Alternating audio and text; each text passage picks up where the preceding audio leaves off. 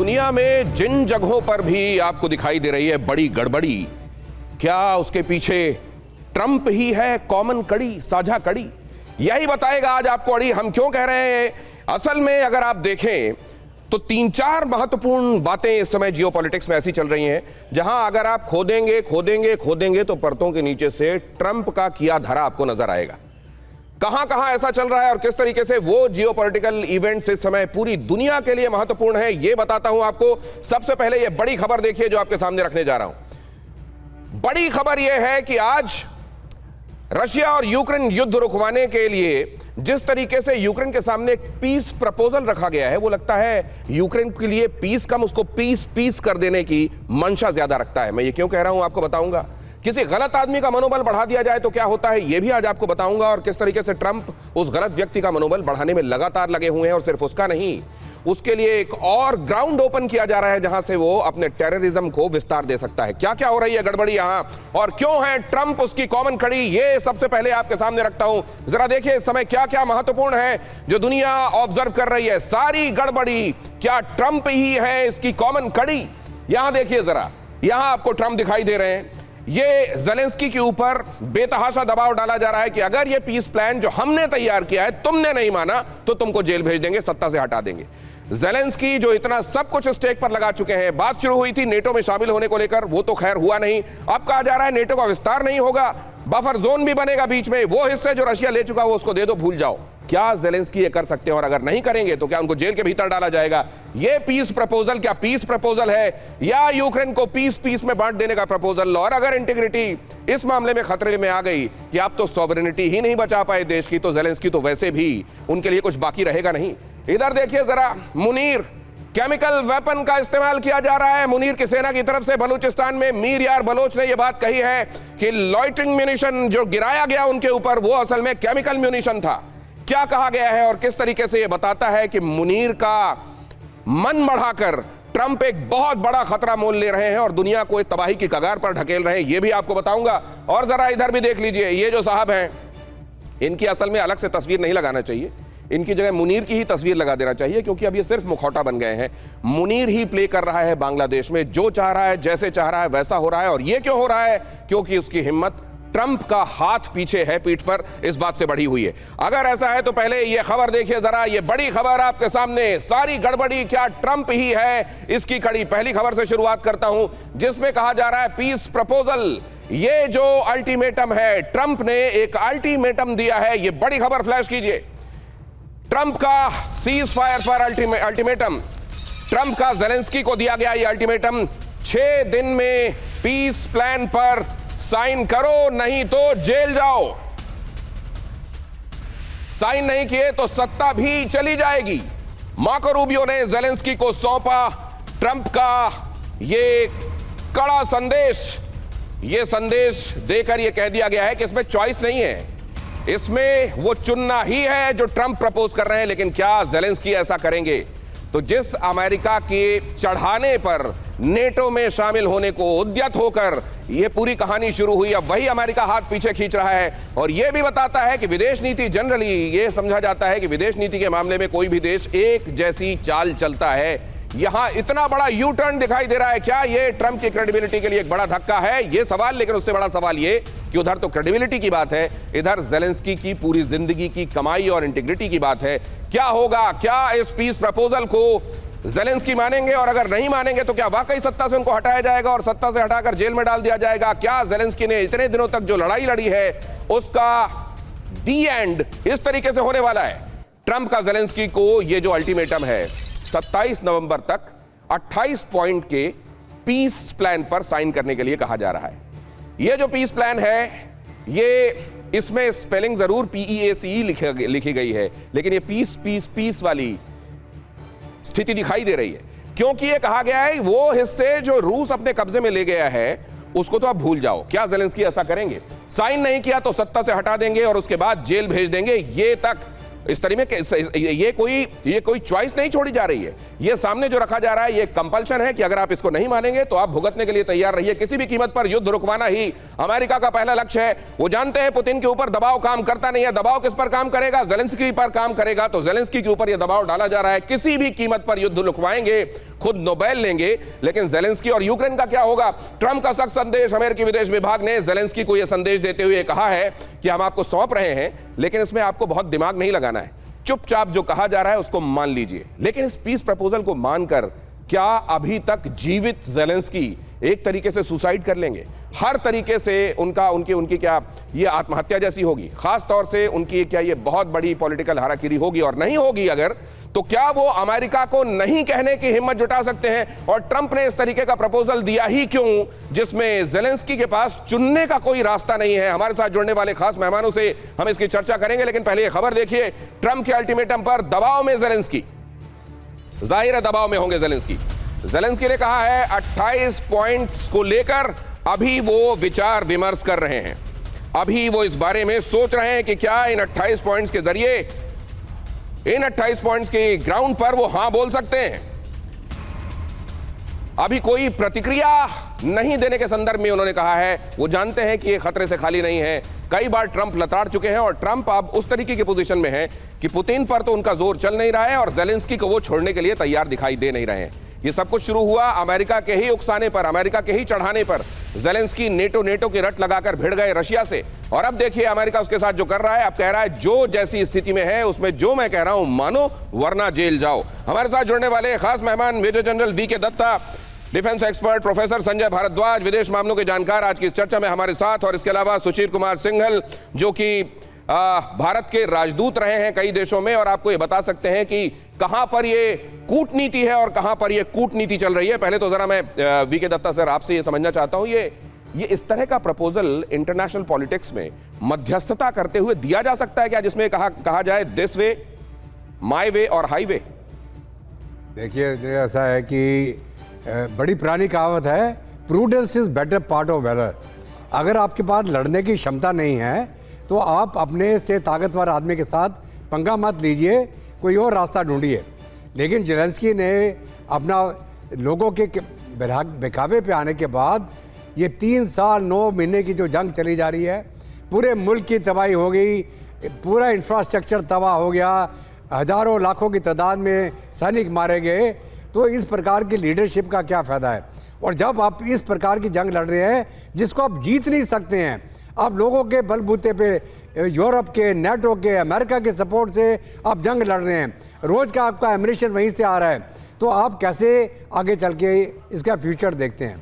तो फ्यूचर यही है कि जो लोग, जिन लोगों ने आपको उकसाया, वही लोग बता रहे हैं भैया जो हमने प्लान किया था वो फेल हो गया, अभी तुम साइन कर दो, जो बचा हुआ है उसको बचा लो। लेकिन सर ये एक बहुत बड़ा मैसेज भी है, ट्रंप कभी भी नेटो को वैसे बहुत, नेटो को लेकर वो बहुत पॉजिटिव आउटलुक नहीं रखते हैं। ये सिर्फ यूक्रेन के लिए संदेश है, या नेटो नाम का मुगालता पालने वाले तमाम देशों के लिए भी संदेश है कि नेटो का बहुत ज्यादा दिमाग में ये मत रखना कि तुम्हारे लिए वक्त आने पर वो कहीं शील्ड का काम करेगा, या फिर क्योंकि नेटो का मेंबर नहीं था यूक्रेन इसलिए वो उसके ऊपर ये दबाव डाला जा सकता है? ट्रंप की ये जो शांति योजना है इसका ड्राफ्ट लीक हुआ है, पूरा वो तो सामने नहीं आया कि एक्चुअली क्या कहा गया है, लेकिन उसका ड्राफ्ट लीक हुआ है। और पीस प्लान पर एपी की रिपोर्ट क्या कहती है, क्या दावा करती है, आपके सामने रख रहा हूं। रूस के कब्जे वाले इलाके पर प्रस्ताव यह है कि यूक्रेन को अपनी वो जमीन छोड़ देनी पड़ेगी।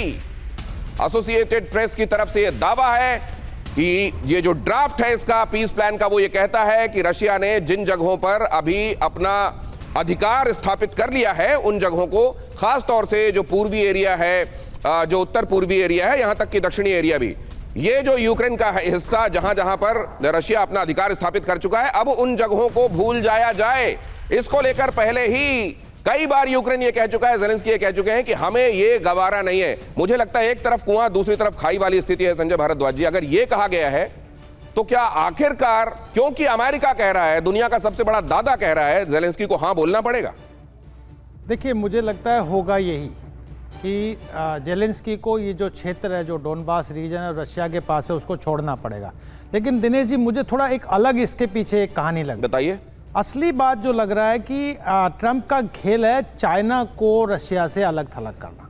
और चाइना को रशिया से ही नहीं, पूरे जो पाकिस्तान और जो दूसरे देश हैं जो चाइना के नज़दीक थे उनसे अलग थलग करना, और उसी कंडीशन पे वो जेलेंस्की को झुकाएंगे कि आप रशिया, क्योंकि वो रशिया को कॉन्फिडेंस में लेना चाहते हैं और उसीलिए वो दाव लगा रहे हैं कि नाटो और यूरोपियन कंट्रीज को, क्योंकि जो सबसे बड़ा थ्रेट आज के दिन जो अमेरिका को लग रहा है वो चाइना से लग रहा है। उससे दो फायदे हैं ट्रंप को। पहला फायदा ये हो रहा है कि अगर इस तरीके के शांति प्रस्ताव को पास कर देते हैं, हो सकता है कि कहीं ना कहीं नोबेल प्राइज़ के लिए नॉमिनेट कर लिए जाए। दूसरा ये है कि जो अमेरिका का बेसिकली जो इंस्टीट्यूशनल मेमोरी है, जो इंस्टीट्यूशनल सेटअप है, वो बड़ा काम कर रहा है। वो चाइना को एक इमर्जिंग थ्रेट के रूप में देख रहा है और वो चाहता है कि जितना पॉसिबल हो उतना चाइना को बाकी जो अलाइज हैं क्रिएट हो रहे हैं। मतलब आप ये कह रहे हैं कि रशिया युद्ध में उलझा हुआ चीन पर ज्यादा डिपेंडेंट है। नो लिमिट पार्टनरशिप की बात करते हैं वो रशिया और चाइना, उस नो लिमिट पार्टनरशिप को तोड़ के रशिया को अपने पक्ष में लाना है।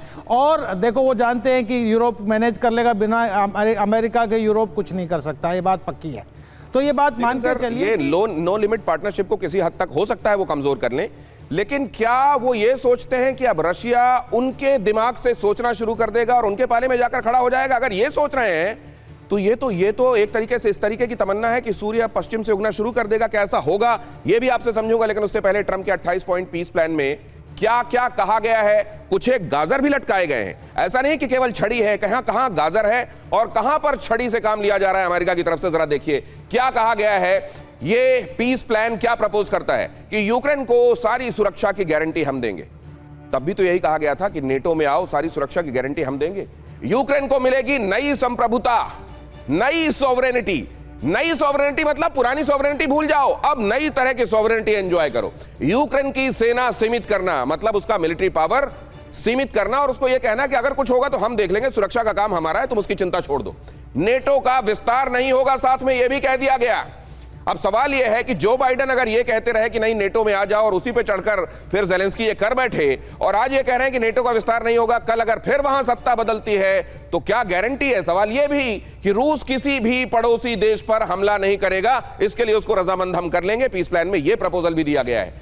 रशिया किसी भी पड़ोसी देश पर हमला नहीं करेगा, सुरक्षा का काम हमारा है, नई सॉवरेनिटी तुम्हारी होगी और अमेरिका दोनों पक्षों के बीच में मध्यस्थता करेगा, अपने आप को चौधरी के तौर पर स्थापित करने, मध्यस्थ के तौर पर स्थापित करने के लिए यह पीस प्लान सामने रखा गया है। और एक तरीके से गन पॉइंट पर कहा जा रहा है, इस पर साइन कर दो। क्रिमिया, डोनेस्क, लुहांस्क का इलाका रशिया का होगा, ब्रैकेट में लिखा है, अब इसको भूल जाओ कि यह तुम्हारा हिस्सा था। इस तरह का पीस प्रपोजल जिसमें ये पॉइंट्स हैं। समझौते के 100 दिनों के भीतर यूक्रेन में इलेक्शन की बात भी की जा रही है। जाहिर है उसके बाद जेलेंस्की ये वॉर ये सब कुछ बीता हुआ अध्याय कर दिया जाएगा और बात यहां से आगे बढ़ जाएगी। लेकिन जेलेंस्की इसके लिए हां भरेंगे क्या? हालांकि एक्सपर्ट्स कह रहे हैं कि उनके पास कोई चारा नहीं है। समझौते के 100 दिनों के भीतर इलेक्शन की बात की जा रही है, नई संप्रभुता की बात की जा रही है। तुम अपने आप को अपनी मिलिट्री कैपेबिलिटीज को कम करो, हम तुम्हारी सुरक्षा की गारंटी लेते हैं, नेटो का विस्तार और नहीं होगा। ये जो तमाम चीजें कही जा रही हैं, इनमें कौन सी वो चीजें हैं जो असल में ट्रैप हैं? कहां पर ऐसा लगता है कि सदाशयता है और कहां पर ये वो बात कही जा रही है पुतिन की गारंटी अमेरिका लेगा? मध्यस्थता तक ठीक है, लेकिन ये कहना कि हम ये गारंटी लेते हैं कि उसके बाद रशिया किसी पर हमला नहीं करेगा, ये एक तरीके से डिक्टेट करना है कि पुतिन क्या करेंगे और क्या नहीं। क्या रशिया को भी ये मंजूर होगा? सुशील कुमार सिंघल साहब, ये इस पीस प्लान को आप कैसे देखते हैं? वेरी इंटरेस्टिंग है दिनेश जी ये पीस प्लान, क्योंकि जिसको इम्प्लीमेंट करना है, जिनके लिए है, उनसे कोई बातचीत नहीं करी जा रही है। जो इतने सालों से 3 साल से उनको सपोर्ट कर रहे हैं, जो उनसे कोई बातचीत नहीं करी जा रही है। और जिस तरीके से ये पीस प्लान की जो टर्म्स अभी जो मीडिया में आ रही हैं, उसमें जैसे एग्जांपल के लिए दो तीन एग्जांपल मैं लेना चाहूँगा। एक वो कह रहे हैं कि एमनेस्टी होगी वार क्राइम्स, वार एक्शंस के लिए। किसकी एमनेस्टी, क्या एमनेस्टी वो कर रहे हैं? मतलब यहाँ अजम्पशन है कि हम वार क्राइम किए गए हैं। हाँ। ये रशिया के लिए है या यूक्रेन के लिए, किसी और के लिए है? और वो कह रहे हैं पीस काउंसिल बना रहे हैं। तो ट्रम्प साहब उसमें चौधरी बन गए कि भाई जो भी वहाँ पर होगा वो उनकी मर्जी से होगा, वो डिसाइड करेंगे, जैसा कि गाजा में उन्होंने किया है। तीसरा एक बड़ा इंटरेस्टिंग प्रिंसिपल इससे आ रहा है कि आप जो है जमीन पे कब्जा कर लीजिए और उसके बाद में आप पीस करना चाहते हैं तो भाई जो है, जो हमने कब्जा कर लिया है उसको आप उसको भूल भूल जाइए, जाइए। हाँ। हम इसके लिए पीस करने के लिए तैयार हैं। राइट।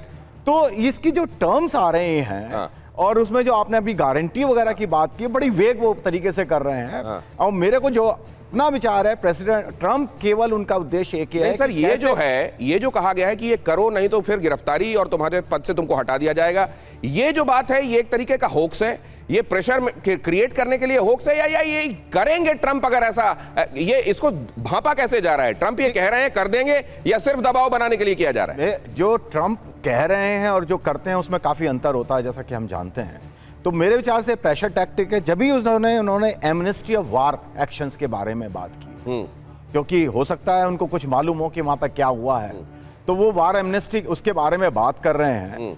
और जेलेंस्की के पास में ऑप्शंस जो है बहुत लिमिटेड हैं, और एक ऑप्शन जो उनको दिखा रहे हैं, क्योंकि उन्होंने कहा है कि 100 डेज के अंदर इलेक्शन होंगे, तो जेलेंस्की को तो जाना ही पड़ेगा।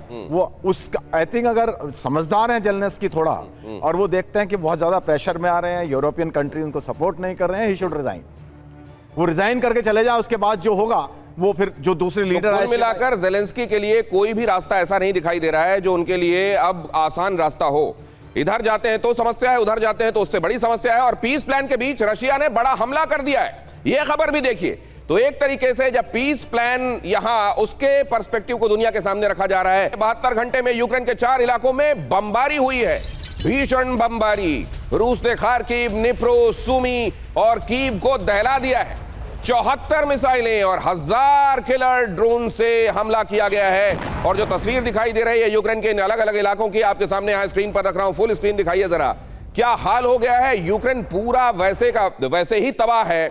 और अब जो आगे है, क्या वो वाकई यूक्रेन के लिए उसके उज्जवल भविष्य की कोई प्रॉमिस लिए खड़ा है ये पीस प्रपोजल, या ये हालात और बिगड़ने वाले हैं? क्या ये प्रपोजल वैसा है जैसे कोई ऐसी चीज प्रपोज करना जो डुएबल है नहीं, और बाद में ठीकरा फोड़ देना जेलेंस्की पर कि हमने तो शांति के लिए कोशिशें की थी लेकिन जेलेंस्की ने उसके लिए हाँ नहीं भरी?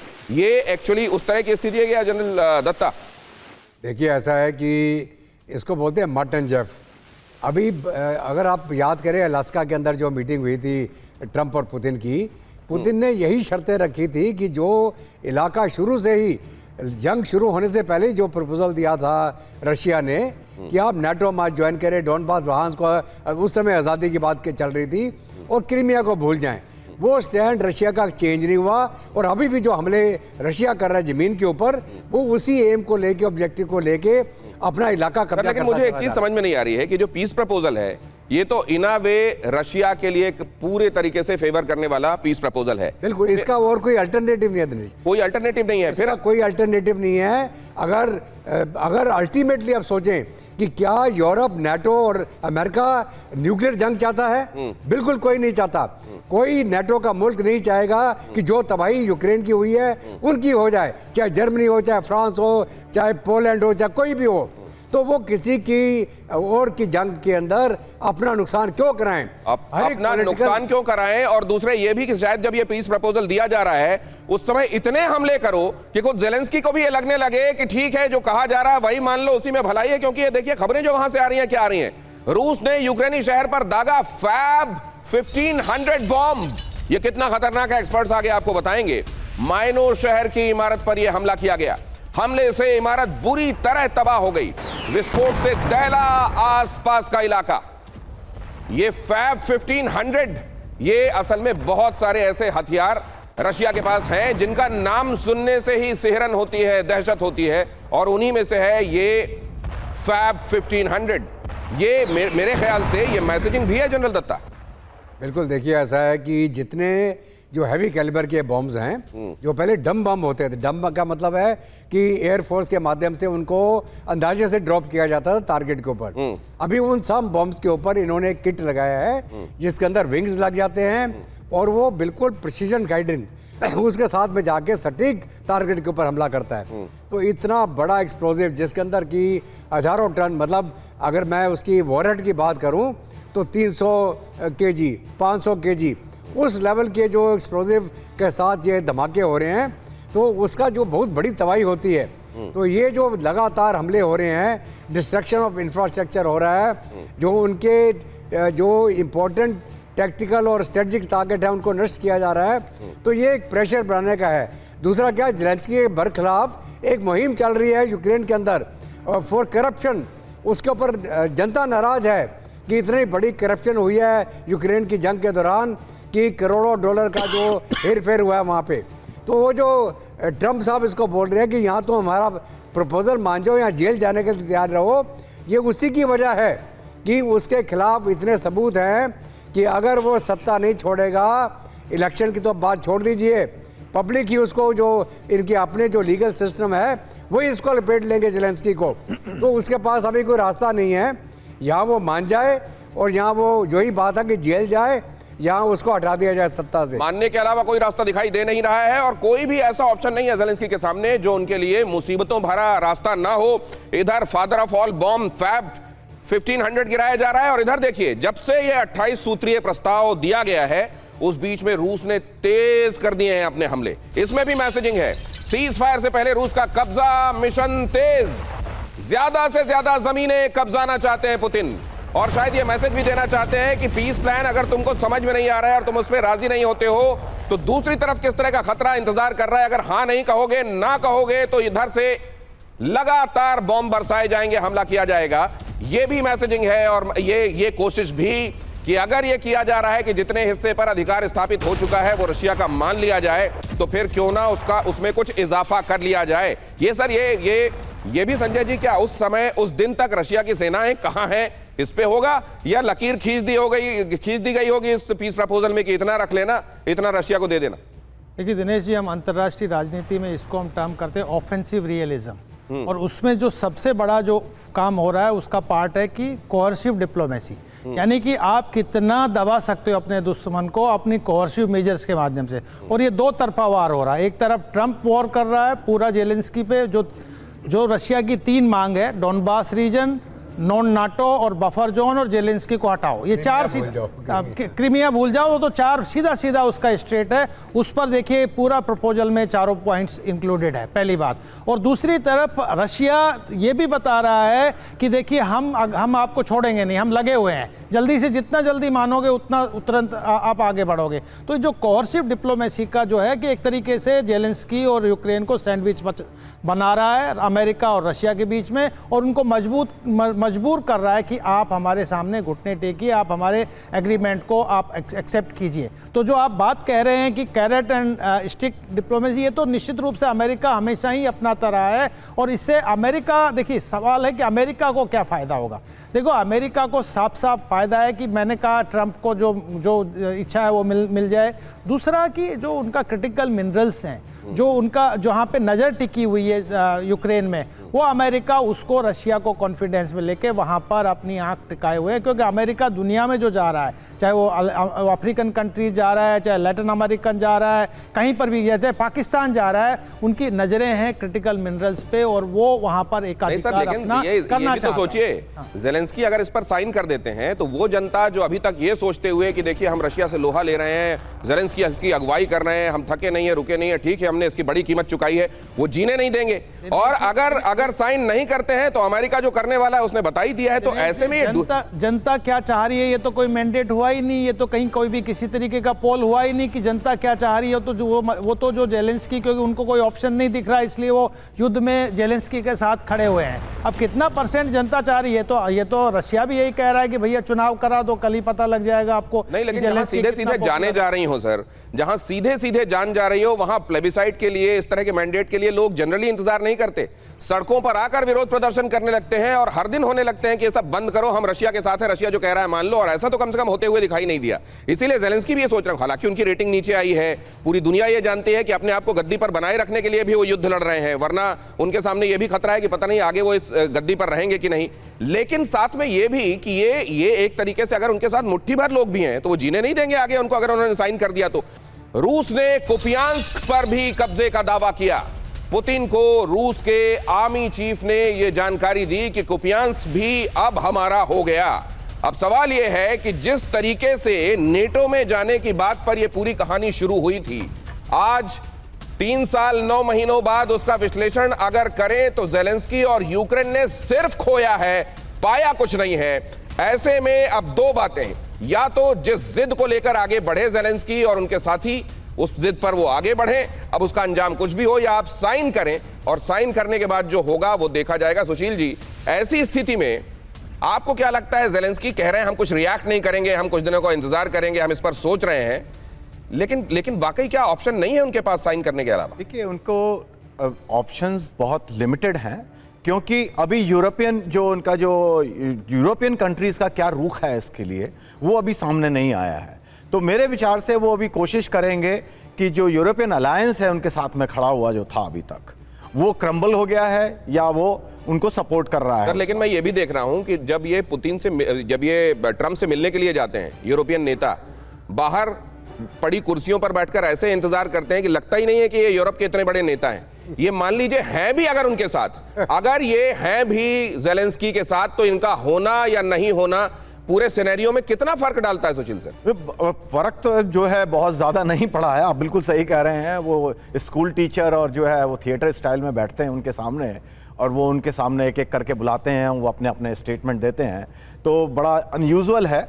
लेकिन जो भी है, तो अगर वो यूरोपियन कंट्री थोड़ा बहुत भी उनको सपोर्ट करते हैं, हो सकता है वो उम्मीद करें कि वो ट्रम्प से प्लीड करेंगे उनके केस के लिए कि भाई इसको शर्तों को इस तरह से नहीं लगाएं। तो मेरे ख्याल से उनको केवल उस बात का इंतजार है। अगर यूरोपियन कंट्री बिल्कुल उनसे कह देते हैं कि भाई हम नहीं कुछ कर सकते अब, ठीक है, तो उन जेलेंस्की के पास में कोई चारा नहीं रहेगा। कोई चारा नहीं है। लेकिन आप इसमें देखिए, जो मेन बात है, अगर इस पूरी कहानी का आप सार निकालें तो ये कि अमेरिका के चढ़ावे पर जो यूक्रेन रशिया पर चढ़ दौड़ा था, उस रशिया के पीछे से अमेरिका ने ही हाथ हटा लिया। अब उस यूक्रेन के पीछे से अमेरिका ने ही हाथ हटा लिया है और कह दिया है कि अब रशिया ने जितने हिस्से पर कब्जा कर लिया वो मानकर उसको दे दो और चुपचाप पीस पर साइन कर दो। ये है अमेरिका पर भरोसा करने पर यूक्रेन का अंजाम। इसीलिए मैं कह रहा हूं कि जहां दुनिया में गड़बड़ी है, क्या वहां ट्रंप साझा कड़ी है? अगली खबर देखिए, रूस में 18,000 विदेशी लड़ाकों की भर्ती। रूस ने 128 देशों से लड़ाकों की भर्ती की, यूक्रेन युद्ध के लिए विदेशी लड़ाकों की भर्ती की। यहां पर यह भी चल रहा है, रूस ने 128 देशों से यहां पर लड़ने वाले ये उस तरह के सैनिक भी हैं जो रशिया के अपने सैनिक हैं, और वो भाड़े पर भी खरीद कर भी अपने यहां किराए पर लड़ने के लिए भी लोगों को ला रहा है। और ऐसे में 18,000 विदेशी लड़ाकों की भर्ती भी हो रही है। तो उधर रशिया लगातार ये बता रहा है कि अगर पीस प्रपोजल पर साइन नहीं करोगे तो हम तो उस सूरत के लिए भी, अनंत काल तक चाहते हो तो हम उसके लिए भी लड़ाई के लिए तैयार हैं। लेकिन सवाल ये है कि क्या अमेरिका पर भरोसा करना यही यूक्रेन को भारी पड़ गया? क्या यही, संजय जी, यूक्रेन की कहानी देखकर यही इसकी शिक्षा है कि अमेरिका पर कभी भी इतना एतबार मत करना?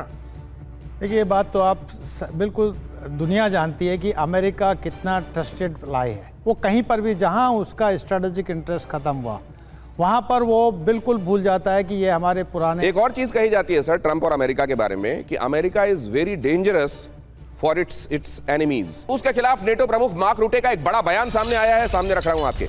रशिया लंबे समय तक युद्ध की योजना पर काम बना रहा है, कहा गया है। नेटो सहयोगियों से टकराव की स्थिति बन रही है, मार्क रूटे ने कहा। नेटो सहयोगियों से टकराव की स्थिति बन रही है और रशिया लंबे युद्ध के लिए खुद की तैयारी कर रहा है। रूस का चीन, नॉर्थ कोरिया, ईरान से सैन्य गठजोड़ है, मार्क रूटे ने कहा। रूस वैश्विक नियमों को कमजोर कर रहा है, मार्क रूटे ने कहा। सहयोगियों को रूस के साथ लंबे गतिरोध के लिए तैयार रहना चाहिए, मार्क रूटे ने कहा। एक तो अभी नेटो में बेचारा यूक्रेन आया भी नहीं है, और इतना हल्ला क्या इसलिए है कि पीस प्लान में दस्तखत करने में देर मत करो, जल्दी करो, वो तो लंबे युद्ध के लिए तैयार है। जनरल दत्ता, ये भी क्या वो प्रेशर टैक्टिक्स है क्या?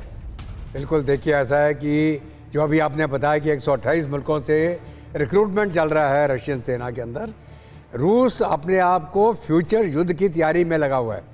उसने जितना अपना हथियार असला का जखीरा उसने उसको रिजर्व बना के रखा है, वो नेटो के साथ अकेले जंग लड़ने की तैयारी कर रहा था। ठीक है, यूक्रेन के साथ उसका कोई मतलब उसके लिए उसको इतनी ज्यादा तैयारी। अमेरिका का और ट्रंप का इस समय हाल क्या है वो मैं कुछ और चीजें आपके सामने रखना चाहता हूं, समय कम है इसलिए जल्दी रखूंगा। जरा देखिए, अमेरिका का दोहरा चरित्र सामने आ रहा है।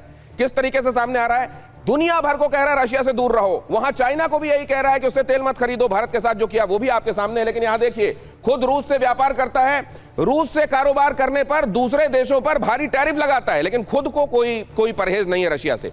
2022 अकेले की बात कीजिए, 2022 से अब तक $24 बिलियन का कारोबार हो चुका है अमेरिका और रशिया के बीच में। 2024 में यूएस रूस व्यापार $5.2 बिलियन तक पहुंचा था। यह बताता है कि असल में उसको वो जो करे वो सब ठीक होता है, दूसरों के लिए कायदे होते हैं। 2024 में रूस से आयात 3.27 बिलियन का हुआ। यह अमेरिका का रशिया पर एक तरीके से कई मायनों में, और लेता क्या क्या है, यूरेनियम हेक्साफ्लोराइड। यूरेनियम आप जानते हैं ऊर्जा जरूरतों के लिए आवश्यक होता है।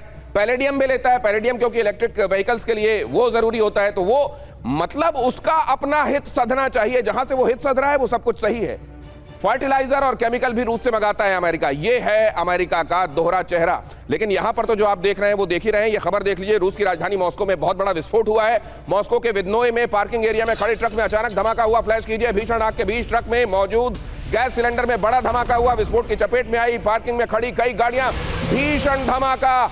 ये देखिए, सुनिए जरा, यहां के धमाके को महसूस कीजिए, यहां क्या बीती है इस जगह। जहां भी है गड़बड़ी वहां ट्रंप की गाड़ी है खड़ी। मैं क्यों कह रहा हूं जरा देखिए। अब ट्रंप ने मुनीर को ताकतवर बनाया बहुत जल्दी से, ये देखिए। अब जरा इस पर संजय भारद्वाज जी आपसे कमेंट लेने के लिए आने वाला हूं। 19 जून को ट्रंप ने व्हाइट हाउस में स्पेशल लंच दिया। कैसे मन बढ़ाया, कैसे हिम्मत उस आदमी की बढ़ाई जो असल में गलत पर गलत करता जा रहा था। जून के बाद 3 बार मुनीर को अमेरिका बुलाया गया। क्विकली दिखाइए जरा। और इसके बाद ट्रंप ने मुनीर को दो बार महान और एक बार महत्वपूर्ण व्यक्ति, महान और महत्वपूर्ण बताया। ट्रंप से दोस्ती हुई तो 6 महीने में ही मुनीर को 2 प्रमोशन भी मिल गए।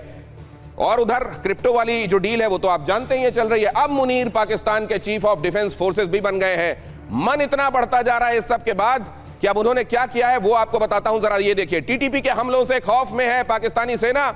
खैबर पख्तूनवा में पूरी तरह से तबाह पाकिस्तानी सैन्य पोस्ट। गोलियों के निशान से फटी सैन्य पोस्ट की दीवारें। पाकिस्तानी सैनिकों से लीक वीडियो में तबाही की तस्वीरें। टीटीपी लड़ाकों ने मशीन गन से भारी फायरिंग की थी। अब मुनीर वहां अपनी मर्जी चला रहे हैं खैबर पख्तूनवा में, तो टीटीपी भी उधर से ठोक रहा है। और फिर इल्जाम यह लगा दिया जाता है कि टीटीपी तो हमारे यहां दहशतगर्दी फैला रहा है। इधर मीर यार बलोच ने एक बड़ा दावा किया है। फ्लैश कीजिए, बलोच नेता मीर यार बलोच का बड़ा दावा। बलोचिस्तान में केमिकल वेपन का इस्तेमाल कर रही है मुनीर की फौज। मुनीर के इशारे पर खून बहा रही है पाकिस्तानी फौज। मुनीर के इशारे पर केमिकल वेपन का भी इस्तेमाल किया गया। अब जरा ये भी देखिए, मुनीर पर केमिकल वेपन चलाने का आरोप। और यह जाहिर है ये केवल इसलिए क्योंकि अमेरिका ने पीठ पर हाथ रखा हुआ है। मुनीर इस्तेमाल कर रहे हैं केमिकल वेपन। बलोचों पर केमिकल हथियार से हमला कर रही है पाकिस्तानी फौज। मीर यार बलोच ने कहा है कि ड्रोन से जो म्यूनिशन दागा गया वो केमिकल म्यूनिशन था। बलोचों का खून बहाने में पाकिस्तानी फौज ने सारी हदें पार कर दी हैं। बलूचिस्तान में कई जगह पाकिस्तानी फौज ने ड्रोन से हमला किया और इसमें जो म्यूनिशन था वो केमिकल म्यूनिशन था। अंतरराष्ट्रीय समुदाय से इन हमलों की जांच का आग्रह भी किया गया है। संजय भारद्वाज सर, ये है मुनीर जैसे व्यक्ति की हिम्मत बढ़ाने का अंजाम। बिल्कुल दिनेश जी, आपने बिल्कुल सही टाइम पे पूछा कि मुनीर को जिस तरीके से उसके पीठ पे हाथ रख के खून खराबा कर रहे हैं बलूचिस्तान में और बाकी जो क्षेत्रों में, जिस तरीके से टीटीपी को उकसा रहे हैं, वो बेसिकली अपनी कुर्सी मजबूत कर रहे हैं, लेकिन मजबूत नहीं हो रही, वो खोखली हो रही। मुझे वाकया याद आता है कि 1967-68 के बाद में जब मुजीबुर रहमान थे, उनको चढ़ा दिया कि आप लड़िए, अपने अधिकारों के लिए लड़िए। और मुजीबुर रहमान अमेरिका के दम पे लड़े, क्योंकि वो प्रो अमेरिकन थे, अमेरिका के दम पे लड़े। जब अमेरिका को लगा कि ये जो निक्सन किसिंजर को लगा कि साहब चीन और रशिया के बीच में कॉन्फ्लिक्ट हो रहा है, तो चीन को तुरंत से उसको पकड़ लिया और कहा पाकिस्तान से कि जो तुम कर रहे हो करो, 30 लाख बंगालियों को मारो, लेकिन हमारी चीन से दोस्ती करा दो। शेख मुजीब, हाँ, चीन से दोस्ती करा दो। अब देखिए ये शेख मुजीब के साथ जो उन्होंने किया, अब बांग्लादेश को एक पर्टिकुलर राह में आगे बढ़ने के बाद अब देखिए वो क्या कर रहे हैं। बांग्लादेश के पीछे भी अमेरिका है, यहां भी गड़बड़ी है। तो ट्रंप से ये लिंक कहीं ना कहीं जुड़ी है। अमेरिका बांग्लादेश को सैन्य, वित्तीय और ट्रेनिंग सहायता दे रहा है। फ्लैश कीजिए, इस तरीके से अब मदद यूनुस के रहते हुए, यूनुस कट्टरपंथी एक तरीके से वहां काम कर रहा है। अमेरिकी सेना प्रमुख और बांग्लादेशी सैन्य नेतृत्व के बीच में हाल में ही मीटिंग हुई थी। यूनुस एक तरीके से कठपुतली है जो मुनीर की। अमेरिका ने बांग्लादेश को हथियार बेचने का प्रस्ताव दिया है और आप जानते हैं कि अब इस जगह को भी टेररिज्म पनपाने, टेररिज्म को दुनिया भर में फैलाने के लिए इस्तेमाल किया जा रहा है। मुनीर की तरफ से बांग्लादेश दौरे पर आए अमेरिकी जनरल पी वोवेल अपने समकक्षों से मिले थे, यह भी बताया जा रहा है। तो उधर बांग्लादेश में भी और म्यांमार से घुसपैठ का खौफ दिखाकर अमेरिकी हथियार देने का प्रस्ताव दिया। तो उधर भी जो गड़बड़ी चल रही है, वहां पर भी जो कॉमन कड़ी दिखाई दे रही है वो ट्रंप की ही है। इस पर विश्लेषण किसी और दिन